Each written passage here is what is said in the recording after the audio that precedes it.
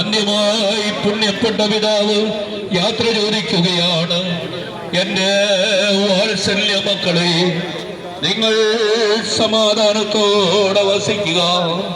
നിങ്ങളുടെ ആചാര്യനോ തന്നെ അയച്ച പിതാവിന്റെ സന്നിധിയിലേക്ക് കിരീടം അവൻ തനിക്കായി മുടഞ്ഞുവെന്ന വേദവാക്യം യാഥാർത്ഥ്യമാക്കിയ പുണ്യപ്പെട്ട ആചാര്യന്റെ ഭൗതിക ശരീരവും വഹിച്ചുകൊണ്ടുള്ള വിലാപയാത്രയാണ് ഈ ദേവാലയങ്ങളത്തിലേക്ക് കടന്നു വന്നുകൊണ്ടിരിക്കുന്നത്.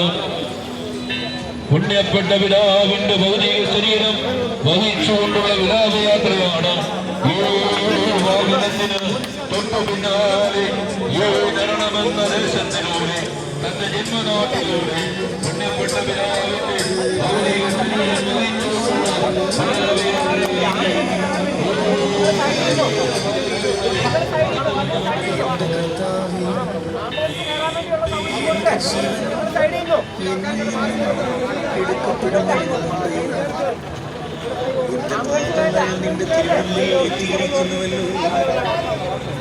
ദൈവമേ, എല്ലാവരും നിന്റെ സന്നിധിയിൽ വെളിവാകുന്നല്ലോ. എന്റെ നാഥ, എന്നെ നീ ശിക്ഷയ്ക്കായി വിധിച്ചു കളയരുത്.